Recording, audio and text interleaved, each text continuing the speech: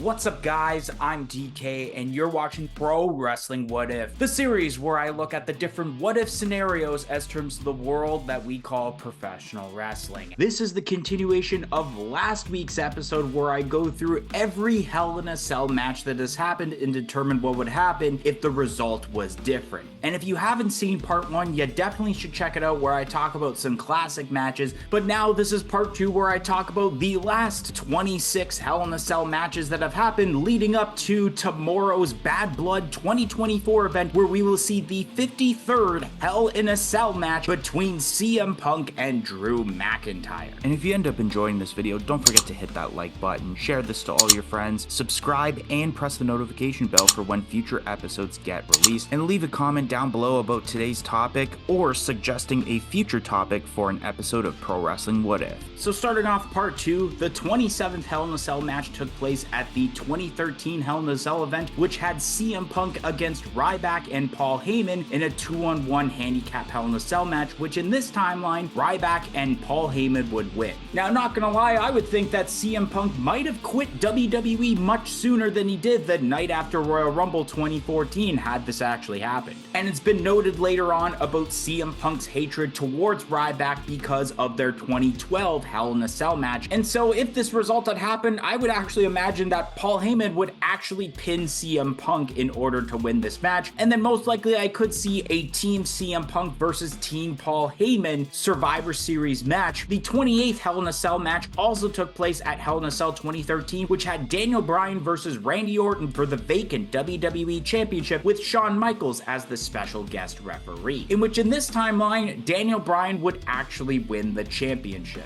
Now, I think if anything, Daniel Bryan would have another match with Randy Orton at the Survivor Series event, where at that point he would drop it once again to Randy Orton, so that way we can set up the unification match for John Cena versus Randy Orton for both the WWE and World Heavyweight Championships the following month at TLC. Plus, at this point, I believe WWE weren't fully invested in Daniel Bryan, hence why he wasn't even a part of the 2014 Royal Rumble match. The 29th Hell in a Cell match took place at Hell in a Cell 2014, which had John Cena versus Randy Orton, where the winner becomes the #1 contender for the WWE World Heavyweight Championship. And in this timeline, Randy Orton would win the match. Now, I believe in this case, a rematch could happen on the following night on Raw, with Cena actually winning and taking that #1 contendership, considering that at this point, Randy Orton was written off of TV by getting attacked so that Randy Orton can film the next WWE Studios film. The 30th Hell in a Cell match also took place at Hell in a Cell 2014, which was Dean Ambrose versus Seth Rollins. And in this timeline, Dean Ambrose would win the match. Now, likely if Dean Ambrose won the match, the rivalry between Dean Ambrose and Seth Rollins would continue, as Dean Ambrose would join Team Cena in the Survivor Series match against Team Authority. Because in the real timeline, the reason that Seth Rollins did win was because of the interference from Bray Wyatt, which would start the Dean Ambrose-Bray Wyatt rivalry, which that rivalry would be delayed until we see the Team Cena versus Authority match happen at Survivor Series. The 31st Hell in a Cell match took place at Hell in a Cell 2015, which was Roman Reigns versus Bray Wyatt, which in this timeline, Bray Wyatt would win the match. Now, I don't think anything would change all that much as terms to the direction of both Bray Wyatt and Roman Reigns when it comes to the real timeline, except the fact that I think this just gives Bray Wyatt more momentum going to the eventual Brothers of Destruction versus Wyatt family match the following month at Survivor Series. But it is understandable that Roman won this match because at this point, Seth Rollins did not injure his knee, and it was rumored that Roman Reigns would face Seth Rollins at Survivor Series, with Roman Reigns winning the WWE Championship, which is what we ended up seeing with Roman Reigns and Dean Ambrose when it came to the tournament finals for the vacant championship that would lead to Sheamus cashing in Money in the Bank and him winning the championship at the end of the night. Hell in a Cell match number 32 also took place at the Hell in a Cell 2015 event, which had Brock Lesnar versus The Undertaker, in which in this timeline, The Undertaker would win the match. Now, I think regardless of what the result ended up being for this match, the rivalry was going to end, because essentially this match was the rubber match for what was the WrestleMania 30 match that had Brock Lesnar and The Undertaker streak at WrestleMania, followed by the SummerSlam 2015 match a few months prior to this match that had Undertaker winning this match. Brock Lesnar and Undertaker are made super superstars to the point that even taking one loss won't hurt them. And I think that Undertaker would have momentum going into, like I mentioned just a bit ago, the Brothers of Destruction versus Wyatt family match the following month at Survivor Series. The 33rd Hell in a Cell match took place at WrestleMania 32, which had Shane McMahon go up against The Undertaker, where if Shane McMahon won, he had gained control over Monday Night Raw, and Undertaker would be banned from competing at WrestleMania, in which in this timeline, Shane McMahon would win the match. At this point, the streak was already over, and Undertaker was just competing at WrestleMania until he found that perfect match to retire on. And it seemed like the direction that was happening and why Undertaker looked like he was having somewhat of a full-time schedule with having the abundance of matches in 2015 was to have WrestleMania 32, which was held in his home state of Texas, to be his final match. And then of course, with the plethora of injuries that had happened beforehand, the opponent that I think Undertaker was going to face was a part of that list, which, speaking of that, I discussed about WrestleMania 32 in a previous episode, which you can find out what opponent I mentioned for Undertaker in that video. And even though The Undertaker is technically banned from competing at WrestleMania in this timeline, he probably would still be contacted to wrestle on the Saudi Arabia shows, and one of those shows would have most likely been his retirement match. And I guess in the side of Shane McMahon, we would see Shane McMahon run Raw and possibly Stephanie McMahon once again running SmackDown like the Ruthless Aggression era. The next 3 Hell in a Cell matches took place at the Hell in a Cell 2016 event. So the 34th Hell in a Cell match was between Rusev and Roman Reigns for the United States Championship, which would have Rusev become the new United States Champion. And I think a rematch would take place on the following night episode of Raw,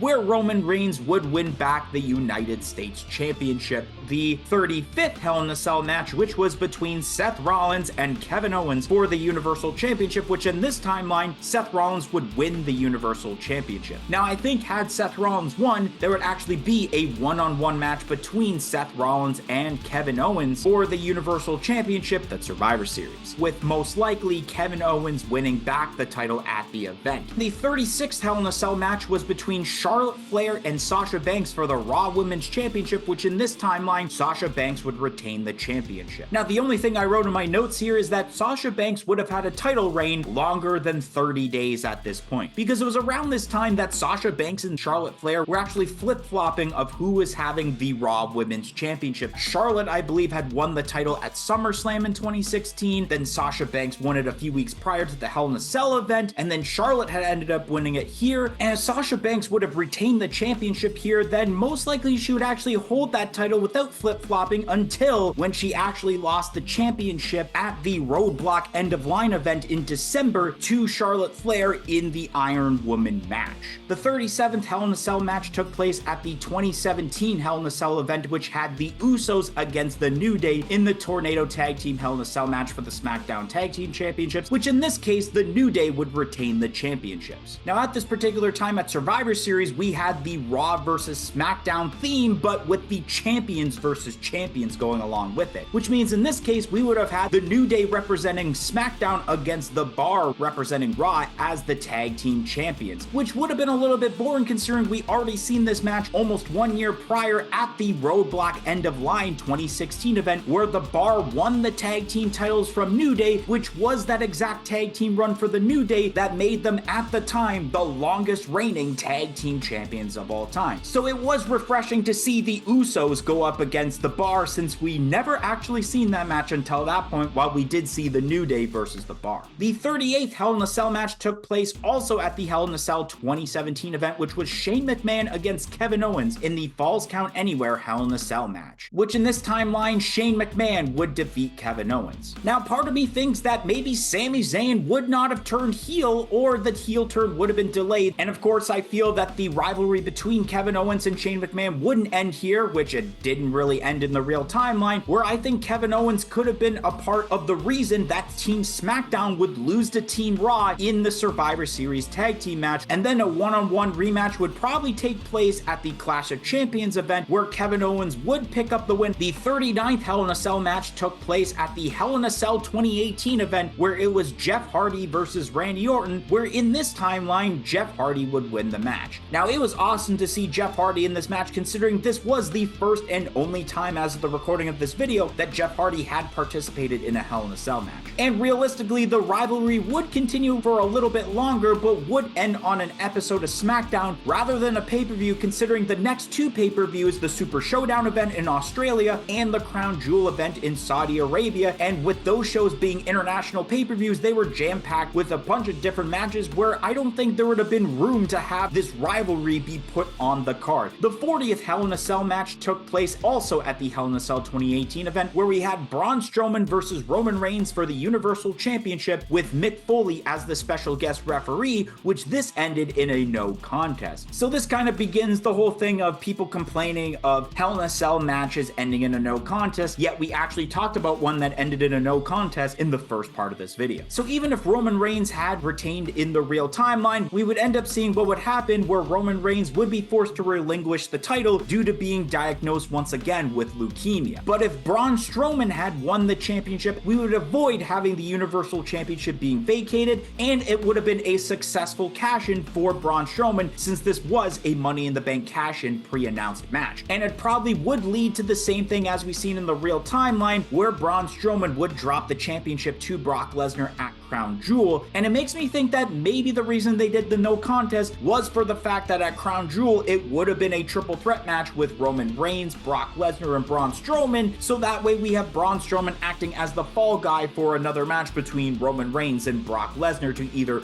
retain the title or drop the title. The 41st Hell in a Cell match took place at Hell in a Cell 2019, which had Sasha Banks against Becky Lynch for the Raw Women's Championship, which in this timeline, Sasha Banks would become the new Raw Women's Champion. Now, I think this definitely would lead to a rematch at the Crown Jewel event, where it will be Becky Lynch winning the championship, since like I mentioned earlier, it seems like Sasha Banks always had the Raw Women's Championship for less than 30 days. But at the same time, in the real timeline, we had seen Lacey Evans versus Natalya at Crown Jewel, which marked the very first women's professional wrestling match in the country of Saudi Arabia. So essentially having the first women's match in Saudi Arabia while crowning a brand new champion as terms to Becky Lynch would have been a more of a special moment as terms to this match. The 42nd Hell in a Cell match also took place at the Hell in a Cell 2019 event, which saw The Fiend Bray Wyatt against Seth Rollins for the Universal Championship, which of course ended in a no contest. If Seth Rollins had retained the championship, it would have still led to that Crown Jewel match with the same result of Bray Wyatt winning the championship. Except people probably would have been upset for Bray Wyatt already suffering a loss at this point. But if The Fiend had won the title, it would also still lead to the Crown Jewel match, but of course with The Fiend retaining the championship, and then he wouldn't suffer a loss until the unfortunate match in Saudi Arabia,